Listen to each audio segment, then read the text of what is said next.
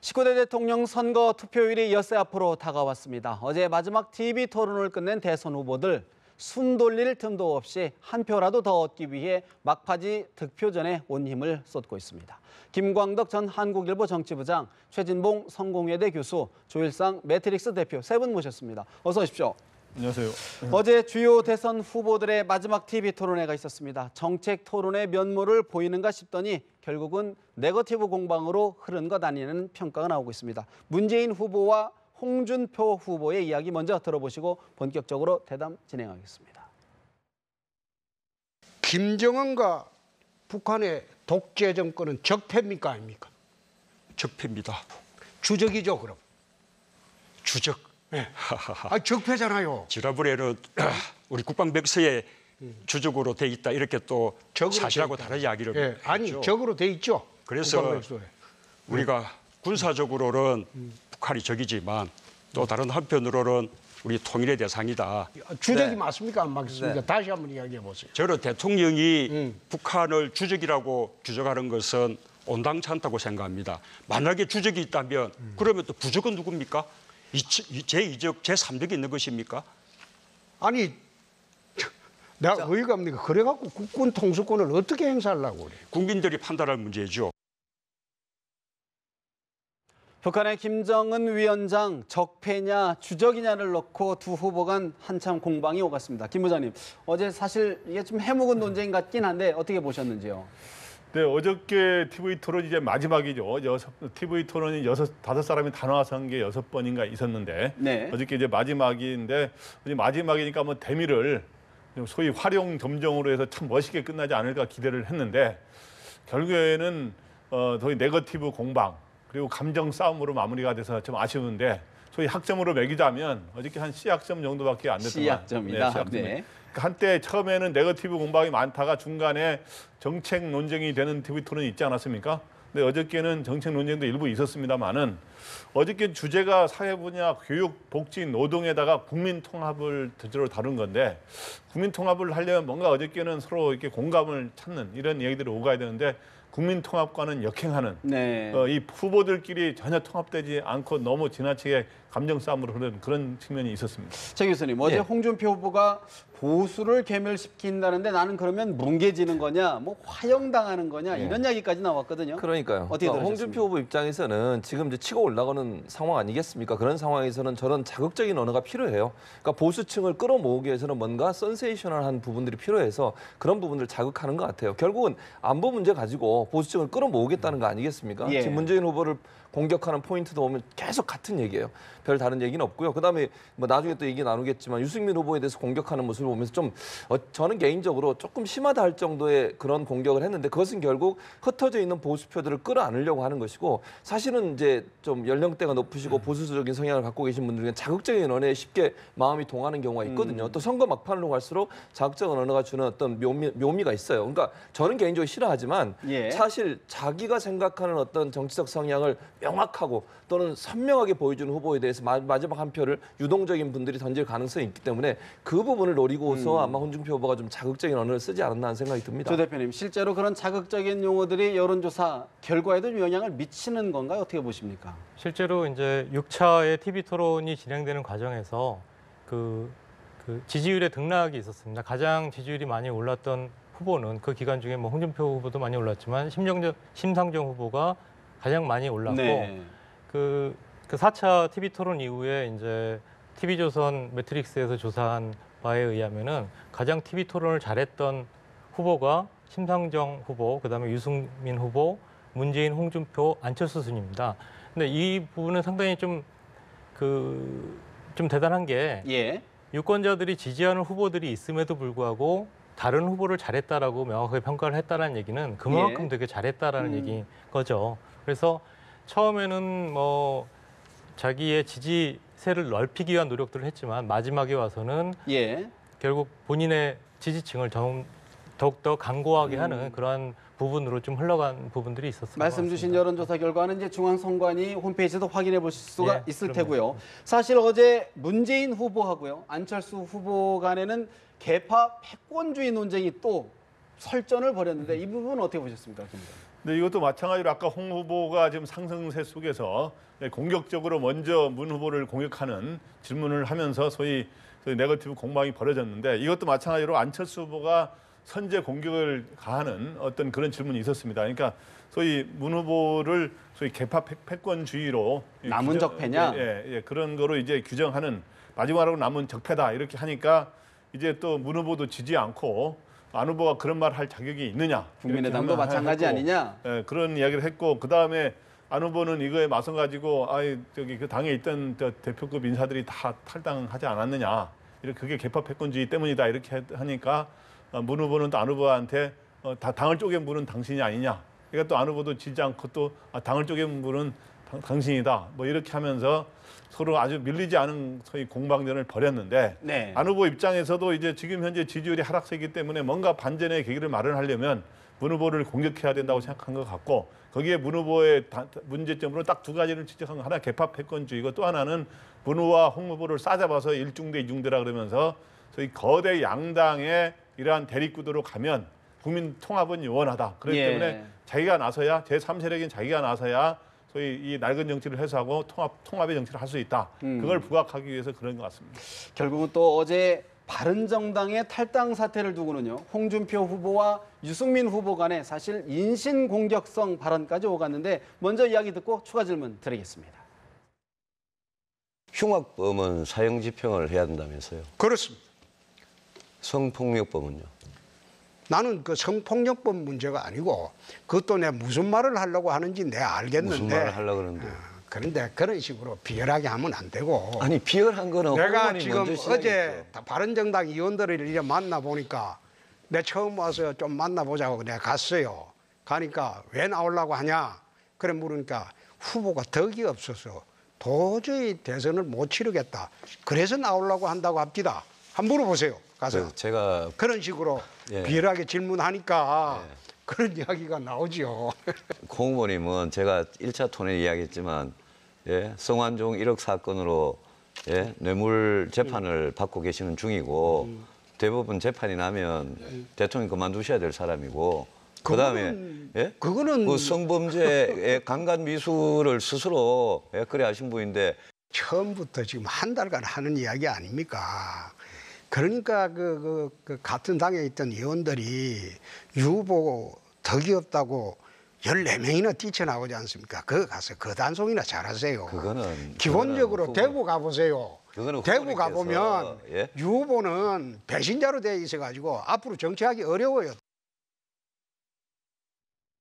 바른정당 유승민 후보, 한국당 홍준표 후보의 이른바 흥분제 문제를 제기하려고 하자 홍준표 후보 덕이 없다. 배신자다라고 응수를 했는데 최 교수님 어떻게 보셨습니까? 저는 홍준표 후보가 그렇게 생각해요. 본인을 좀 돌아보셔야 된다고 생각해요. 누가 덕이 없는 물론 그렇게 얘기할 수는 있겠죠. 근데 본인은 그럼 지금까지 하신 말씀이 과연 덕이 있는 말씀이었나 스스로를 좀 돌아보는 시간이 됐으면 좋겠다는 생각이 듭니다. 그리고 사실은요. 그 바른정당에서 나오셔가지고 홍준표 후보를 만나신 분들도 지금 많은 비난을 받고 있지 않습니까? 뭐 정치적으로 자기들의 생명 연장을 위해서 또는 지방선거에서 뭔가 자기들의 이권을 챙기기 위해서 그런 행동을 한 것에 대해 비판을 받고 있고 거기에 일익을 하신 분이 홍준표 후보인데 그분들 만나서 들은 얘기가 덕이 없다는 얘기를 했다라고 얘기하는 것이 과연 저 TV 토론 자리에서 해야 될 말인가 하는 부분은 조금 저는 들으면서 좀 안타깝다는 생각이 들었습니다. 그리고 비열하다, 덕이 없다 이런 표현들이 본인이 하시는 발언에도 좀 적용을 시켰으면 좋겠어요. 물론 본인은 전략적으로 그런 얘기를 한다고 하시고 본인의 부인도 그런 얘기 하시잖아요. 다 생각 있어서 하는 얘기라고.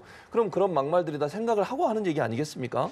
그런 부분은 약간 좀 유권자들 입장에서는 거북할 수도 있고요. 또 정책 대결이니까 정책적인 부분을 얘기했으면 좋았을 뻔했는데 아쉽다. 너무 이렇게 네거티브 전략으로 가서 두 분 다 좀 아쉬운 부분이 있었습니다. 그런 측면에서 지금 유승민 후보 자신의 당내 탈당 사태로 좀 어려운 상황인 것만큼은 틀림이 없는데 일부에서는 이게 좀 동정 표심을 또 불러 모을 수도 있다. 이런 이야기가 나온단 말이죠. 그럴 가능성도 저는 있다고 봐요. 왜냐하면 지금 현재 나와 있는 분들이 사면 초과에 놓여 있는 상황이 돼버렸어요. 자유한국당에서도 반발하는 사람이 많아졌지 않습니까? 지금 들어갈 수 없어요. 제가 볼 때는 대선 끝나기 전까지는 대선 끝나고 나서 또 어떤 얘기가 나올지 모르겠지만 대선 전에는 입당하기가 상당히 어려울 거라고 저는 생각합니다. 물론 홍준표 후보를 지지하겠다고 명확하게 밝히셨으니까 그런 부분에 일정 부분 도움을 줄 수 있겠지만 저분들의 저런 모습 자체가 어찌 보면 또 마이너스로 작용할 가능성이 있다고 보고 유승민 후보하고 나머지 남아있는 분들은 보수 내에 정의당처럼 하겠다 이런 발언까지 하셨어요. 네. 그렇다고 하면 개혁적인 보수라고 하는 이미지가 보수의 개혁을 원하시는 사람들의 지지율을 끌어올려서 물론 대선판을 흔들 만큼의 그런 변수는 안 된다 할지라도 유승 후보의 지금의 지지율이 올라가는 데는 일정 부분 도움을 줄 수 있다고 생각합니다. 사실 오늘 어제 탈당을 선언했던 황영철 의원이 탈당을 번복을 했거든요. 어떻게 보셨습니까? 네, 그래서 원래는 14명이 탈당을 하려다가 한 사람은 2, 3일 있다 하겠다고 해서 아마 정운천 의원은 네. 일부가 되는 것 같고 황영철 의원이 어저께 사실은 뭐 같은 선거에서 한 당을 떠나는 경우는 있을 수 있어요. 많은 경우가 있었지만 어디 딴 데 갔다가 다시 들어오고 이런 경우는 거의 사례가 없거든요. 네, 그래서 그거에 대해서 굉장히 어저께 네티즌들의 비난도 많았고 이런 속에서 부담을 느껴서 황영철 의원이 탈당하는 걸 유보하겠다. 이렇게 해가지고 결국에는 12사람이 이제 결국에는 탈당을 한 셈인데 네. 유승민 의원은 또 당에 남아있는 의원들을 이제 12척의 배로 비유하면서 어제 그렇게 표현했었죠. 비유하면서 앞으로 마지막 끝까지 가겠다 했는데 12척의 또 배가 떠난 셈이죠. 어저께는 보면은. 그런데 어떻든 이 유승민 의원은 어저께 이제 그런 상황에서 이제 여러 가지 또 동정심 자기는 네. 이런 세력보다는 가치가 중요한 거다 정치에서 이런 식으로 오늘도 그런 이야기를 했는데 그런가 하면서 일종의 동정심을 또 유발하는 전략도 측면도 있어요 사실은. 그래서 저희 우리나라에 보면은 선거 현상에 보면은 그 밴드웨건 이펙트라 그래서 앞서가는 사람한테 표가 몰리는 것도 있지만 언더독 이펙트라 그래서 좀 약한 주자한테 동정표가 몰리는 게 있는데 저는 그래서 어저께 후원금이 어제 이틀 사이에 지금 20배 가량이 늘었다 그래요. 어제 하루 사이에 10배 가량 되고 격려 전화도 좀 쇄도하고 있다는 그래서 분위기가 있죠. 당장은 이런 동정심을 좀 유발하는 측면이 있습니다만은 워낙 이 대선이 막판에 가면 진짜 표를 찍을 때는 또 사표 방지 심리가 작용하기 때문에 실제 득표로 그렇게 많이 나올 거냐. 그거에 대해서는 저는 좀 지켜봐야 된다. 좀 의문입니다. 오늘 대선 전 마지막 여론조사 결과가 나왔는데 한국갤럽과 리얼미터의 결과인데요. 눈에 띄는 것이 안철수 후보와 홍준표 후보의 경쟁입니다. 오 대표님, 사실 이제 과연 관심은 보수 표심이 어느 쪽으로 향할 거냐 이거인 것 같은데 어떻게 보시는지요? 예, 지금 뭐 6일 남겨놓고는 이제 깜깜이 국면으로 접어듭니다. 보통 다른 OECD 선진국들 같은 경우는 이제 마지막 순간까지 공표 금지 기간이 없는데 우리나라는 아직까지도 선관위에서 노력을 해서 입법을 하려고 했지만 실패를 했고 현재까지는 6일 정도까지는 그 부분들이 좀 막혀져 있습니다. 그 사이에 이제 향후에 이제 그 기간 동안에 서로 앞선다라는 그러한 얘기들이 구체적인 수치는 없지만 계속적으로 나올 겁니다. 현재까지의 추세를 보면은 그 홍준표 후보가 아주 가파른 상승세를 보이고 있는데 이제 우리가 다 보는 부분들이 홍준표 후보의 맥시멈이 어디까지일 것이냐. 탄핵에 반대했던 20% 그리고 박근혜 전 대통령을 다음 대통령이 사면을 해야 된다라고 얘기를 했던 25% 그리고 보수 그 여론조사에서 보수라고 본인이 응답했던 뭐 25에서 26, 27% 정도의 유권자들이 실링이다라고 생각을 했고 그렇기 때문에 뭐 바른정당의 의원들을 받아서 그 외연을 확장하려는 그러한 노력들도 그러한 맥락 속에서 이루어진 부분이라고 생각을 하고요. 그렇기 때문에 지금까지의 그 홍 후보의 가파른 상승세가 계속적으로 이어질지 천장에 부딪혀서 이제는 박스권에서 멈출 것인지 그거는 이제 나중에 결과를 까봐야지 알 수 있는 상황일 안철수 것 같습니다. 후보의 등락과도 좀 맞물려 있는 거 아닐까요? 어떻게 그렇죠. 보십니까? 표를 얻어가려면 누군가가 빠지는 되는데. 사람이 있어야 되니까 안 후보가 표를 내주면서 그러한 그 뭐 보수의 대리인으로서 활동을 하던 부분들이 이제 좀 지지율 답보 상태가 되니까 홍 후보가 그 부분을 가져가는 것 아니냐. 그런 부분이 있다고 사실 생각합니다. 이제 오늘 묘한 게요. 리얼미터 여론조사 결과를 보니까 홍준표 후보하고 안철수 후보가 오차 범위에서 동률이란 말이죠. 참 묘한 겁니다. 이제 깜깜이 말씀 주신 것처럼 깜깜인데 최 교수님 어떻게 보시는지요? 저도 이제 비슷하게 보는데 왜냐면요. 안철수 후보를 지지했던 전략적으로 지지했던 보수 중도층이 홍준표 후보로 옮겨갈 가능성이 높아요. 왜냐하면 보수 중도층 중에 안철수 후보를 지지했던 사람은 전략적으로 지지를 하는 거거든요. 그러니까 문재인 후보의 당선을 막고 싶은 거예요. 그게 목적이어서 사실 대양마라고 생각되는 안철수 후보를 지지를 했었는데 지금 안철수 후보의 지지율이 떨어지면서 홍준표 후보가 상대적으로 올라가고 있어요. 그렇다고 하면 내가 원래 지지하는 마음속으로 지지하고 있던 정당인 자유한국당을 지지하는 게 더 나을 수 있겠다. 어찌 보면 안철수 후보보다 문재인의 대양마로서 홍준표 후보가 가능할 수도 있겠구나라고 하는 생각을 가질 수 있다고 봐요. 그러니까 전략적인 지지를 했던 중도 보수층이 돌아와서 네. 원래 표심대로 홍준표 후보를 지지하면서 안철수 후보의 지지세가 꺾이고 홍준표 후보가 올라갈 가능성은 충분히 가능성이 있다. 있다고 봅니다. 네. 그래서 결국에는 앞으로 남은 소위 이제 TV 토론도 끝났고 이제 소위 여론조사 공개하는 것도 이제 더 이상 안 되는 소위 깜깜이 기간 한 여기 6일 내지 7일 네, 네. 사이에 과연 어떤 변화가 있을 수 있겠느냐. 이 변화는 어디에서 나오느냐 하면 나머지는 표심이 거의 정해졌고 결국에는 샤이 보스라고 하는 사람, 그러니까 뭐냐면 지금까지 여론조사에 별로 응하지 않고 정치적 의사를 표출하지 않았던 샤이 보스. 근데 이 사람들 중에 일부는 투표를 안 할 겁니다. 샤이 보스가 있고 또 하나는 노마드 보스라고 하는 게 있는데 또 다니는 올해 그 반기문 전 사무총장을 처음에 지지하다가 중간에 황교안 대행한테 가고 나중에 안희정 지사한테 갔다가 지금 안철수 후보 때 왔다가 지금 어디로 이제 마지막 고심을 하고 있는 저는 이 샤이 보스와 노마드 보스를 합친 이 프로테지를 유권자 중에 저는 15 내지 20%로 보고 있습니다. 그런데 여기가 이 사람들이 과연 안 후보와 홍 후보 중에 누구를 택하느냐 택하는 걸 굉장히 고심을 할 겁니다. 근데 이제 한쪽으로 쏠릴 수가 있고 한쪽으로 쏠리더라도 누구를 택하느냐 이게 이제 고민이 있을 수 있고 또 하나는 한쪽으로 쏠리지 않고 서로 반분하는 양상, 소위 네. 절반씩 가져가는 그런 양상이 나타날 수 있는데 참 절묘한 거는 마지막 여론조사에서 동률. 두 사람이 안철수는 하락세고 홍준표 후보는 상승세 속에서 지지율이 안 후보가 앞선 게 약간 많고 동률인 것도 나온 상태로 지금 딱 그 상태에서 문을 닫았기 때문에 유권자들이 굉장히 고민이 많지 않겠느냐. 어떤 변수가 예를 들어서 지금 굉장히 보수층, 중도 보수층 유권자들 굉장히 혼란스러울 상황일 텐데 어떤 것이 가장 그 결정하는 변수가 될 거라고 보시는지요? 어떤 요인이 있을까요? 네, 그래서 일단은 누가 앞서서 누가 문재인 후보에 맞설 수 있냐를 판단할 거 아닙니까? 그래서 여론조사가 공식적으로는 흘러져 나오지 않는데 네. 그 사이에 언론 보도라든가 소위 흘러다니는 소위 집에 여러 가지 매체들이 정보들.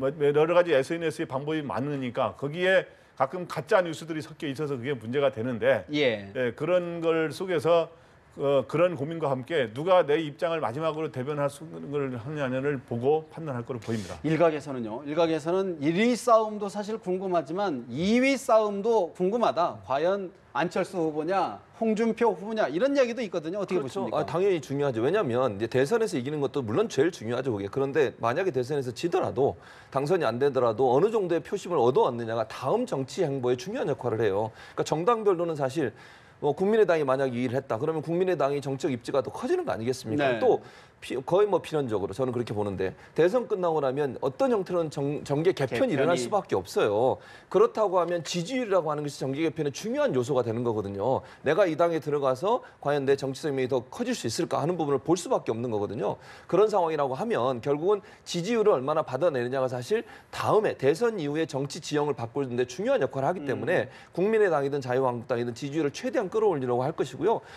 정의당이나 저는 바른정당도 마찬가지라고 봐요. 얼마나 많은 지지를 끌어내느냐가 결국 차후에 본인들의 입지라든지 정치적인 어떤 영향력을 키울 수 있는 중요한 바로미터가 되기 때문에 제가 볼 때는 이 싸움도 아주 치열하게 일어날 것으로 봅니다. 조 대표님 보시기에는 사실 그러면 지금까지 나온 여론조사 결과하고 투표 결과는 좀 다를 수 있다 이렇게 전망하시는 예, 당연히 다르죠. 네네. 그 여론조사 결과는 그 안에 무응답도 들어있고요. 그다음에 투표를 하지 않으실 분들도 포함되어 있습니다. 그리고 여론조사가 발표되는 시점과 투표 시점 사이에는 갭이 존재를 하기 때문에 그 두 여론조사 결과를 나중에 모아놓고 투표 결과가 같냐 틀리냐를 가지고 여론조사를 맞았냐 틀렸냐라고 얘기하는 거는 되게 어떻게 보면 좀 바보 같은 비교라고 생각을 하고요. 그렇기 때문에 앞으로 남은 부분, 과거에는 이제 권위주의 정부 시절에는 안보나 찌라시, 네거티브 이런 부분들이 영향을 줬고 그 이후에는 후보 단일화, 지금에 와서는 지난번 총선과 같이 유권자들의 자발적인 전략적인 네. 선택 이런 부분들이 영향을 줄 거라고 생각하고요. 마지막 지금 시점에 있어서의 바른정당 그 의원들의 탈당의 부분들은 바른정당이 그 부분으로 인해서 얼마만큼 득표를 하고 자유한국당이 얼마를 가져가느냐의 문제가 아니라 예. 그동안 그 박근혜 탄핵 국면이 시간이 지나면서 이 국민들 속에서는 좀 망각의 부분들로 찾아오고 있었던 시점에서 그 국조위를 했던 그 청문회 스타 그분들이 다시 별다른 이유 없이 자유한국당으로 돌아간다라는 그런 부분 속에서 이거는 지금 이 시점에서 우리가 투표를 하는 이유가 네. 그 탄핵 때문에 온 것인데 발생한 건데 그 이후에 해결 없이 다시 복당을 한다? 이게 네. 무엇인가라고 하면서 좀 유권자들과 국민들에게 각성을 시키는 각성 효과가 있을 수도 있다라고 그 부분이 생각합니다. 그러면 보수층 유권자들의 결심을 하는데 어떤 작용을 할 거라고 보십니까?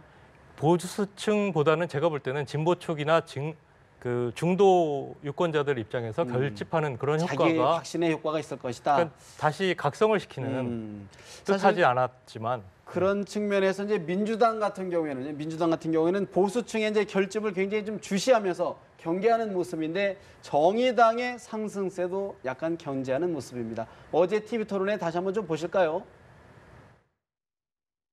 우리 안철수 후보께서는 국공립 단설 유치원 신설 억제를 공약을 하셨습니다.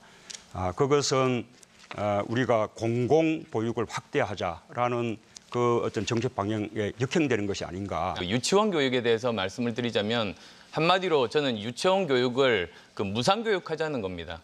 그래서 마치 초등학교에 공립과 사립에 큰 차이가 없듯이 부모님들 부담을 덜어드리자는 게 핵심입니다. 그 안철수 후보님 그 단설 유치원 더 짓지 않겠다. 그 공약은 이제 철회하시죠.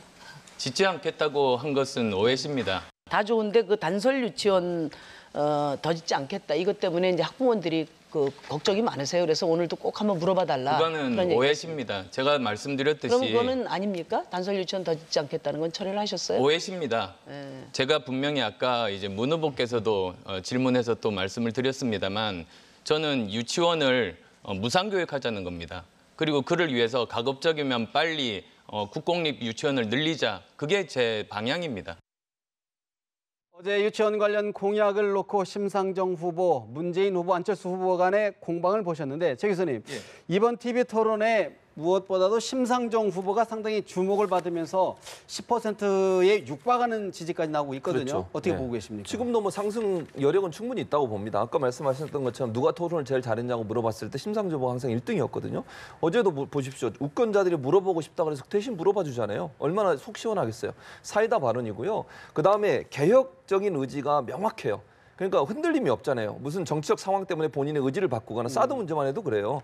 그런 모습이 국민들한테는 정말 강단 있고 신뢰할 만한 정당이라는 이미지를 심어주는 것이고요. 논리 정연한 표현, 그다음에 상대방의 그 대답을 끌어내는 데 있어서 아주 유용한 질문, 이런 질문들이 사실은 심상정 후보가 갖고 있는 특징이라고 보고, 그런 개혁적인, 또 정의당 때문에 사실은 우리 정치권이 많이 바뀐 부분이 있어요. 네. 개혁적으로 정의당이 있었기 때문에 가능한 거 아니겠어요?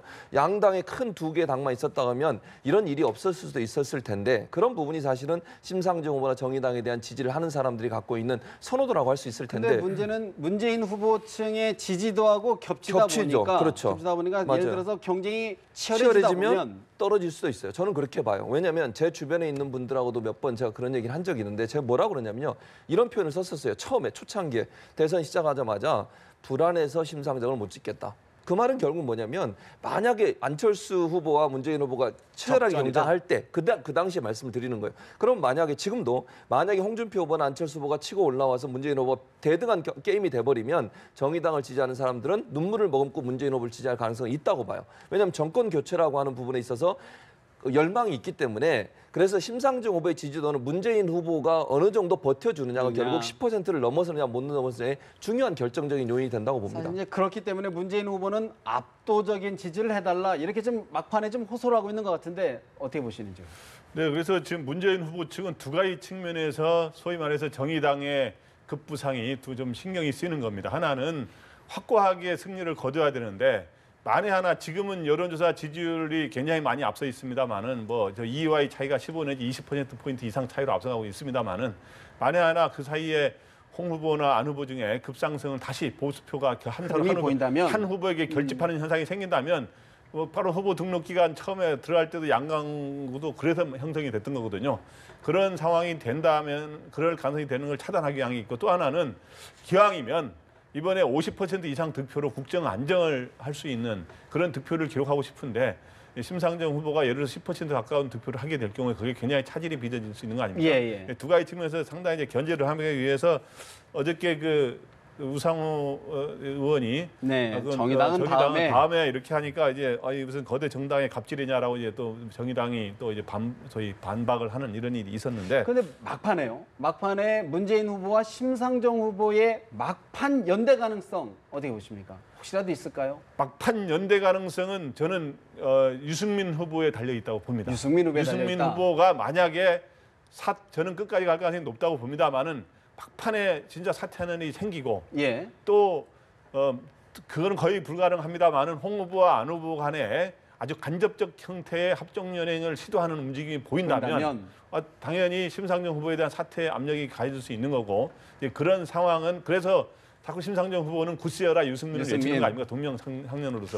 그런데 어쨌든 이번에 마지막까지 갈 경우 심상정 후보는 지금까지 진보 정당의 대선 후보가 최대 득표율이 0.9%가 그러는데 그거 이상의 확실히 저는 10% 가까운 득표를 할 수 있다고 봅니다. 그것도 성과다.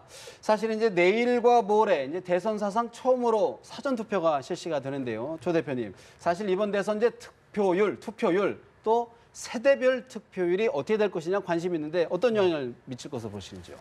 일단 뭐 사전 투표는 지난 그 지방선거부터 이제 전국적으로 시행이 됐고 매번 지방선거와 총선에서 전체 투표자 수의 한 20% 정도가 투표를 했습니다. 이 부분이 뭐 대선이라고 해서 특별히 다를 것 같지는 않고요. 예. 다만 이제 대선의 투표율이 총선이나 지방선거보다는 압도적으로 높습니다. 보통 지방선거나 총선 같은 경우는 50%대를 유지하고 있는데 지난번 대통령 선거 같은 경우는 75%, 76%에 가까운 투표율을 보여왔습니다. 그리고 전통적으로 이제 뭐 젊은 층의 투표율이 낮고 그다음에 고연령층의 투표율이 높은 것들이 기존의 일반적인 현상이었습니다. 그렇지만 이번에 이제 선관위에서 조사한 연령별 투표 의향률을 보니까 전체적으로 다 20대부터 60대 이상까지 높아진 80% 초반대를 유지를 하고 있습니다. 60대 후반은 사실은 약간 좀 떨어졌습니다. 그래서 전체적으로 연령별 투표율 그대로 투표를 할지 안 할지 모르겠지만 현재 의향률이 비슷하게 나오기 때문에 그로 인한 차이는 상대적으로 과거 선거보다 적지 않을까 그렇게 예상을 해봅니다. 알겠습니다. 사실 이제 여러 차례 말씀드린 것처럼 이제 깜깜이 선거 유권자 스스로의 판단만이 남은 것 아닌가 싶습니다. 오늘 말씀 여기서 줄여야 될 것 같습니다. 김광덕 전 한국일보 정치부장, 최진봉 성공회대 교수, 조일상 매트릭스 대표 세 분과 정치 현안 짚어드렸습니다. 말씀 잘 들었습니다.